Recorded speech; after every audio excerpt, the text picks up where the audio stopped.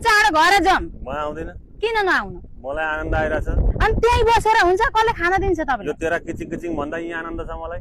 त्यही त यहाँ हिँड्नु चाँडोमा। पहिले प्रण गर त। के प्रण गर्नु म भयो? हजुरलाई इज्जत गर्छु भन् पहिले यहाँ। अनि मैले इज्जत नगरे कसले गर्छ? म सम्मान गर्छु भन्। म गर्छु लु। यहाँबाट निस्केपछि म गाली गर्दिन भन्। गर्दैन लु, चाँडो बुढाले निस्कु। भनेको मान्छु भन्। बुढाका पैसा उडाउँदिन भन्। अहिले धेर बोल्नु भने म आफै एक्लै त्यसो भए म हिँड्दिन्छु नि त। आउँदिन, म यहाँ ध्यान गरेर बस्छु।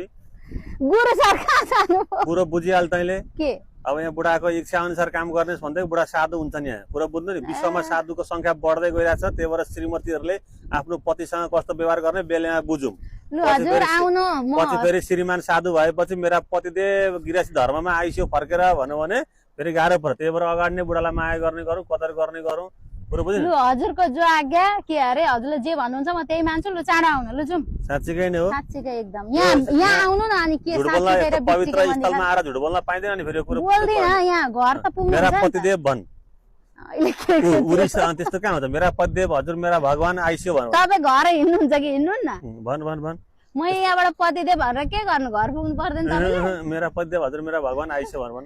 लु मेरा पतिदेव आइस्यो। हो मेरा भगवान खोइ भनिस् त।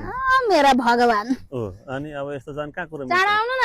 कसरी चाँडो आउनु? ओ अहिले आउँदैछ, ऊ बोटिङ आउँदैछ, अहिले उडाइदेला छालले। कता? आउनु यता। आउँदैन, त्यस्तो हुँदैन। एकछिन मलाई यहाँ भगवानको यस्तो एकछिन ध्यान गर्दैन। कस्तो भङ्ग गरेका? मेरो ध्यान गर्नु न। घरमा पनि आनन्द छैन ल।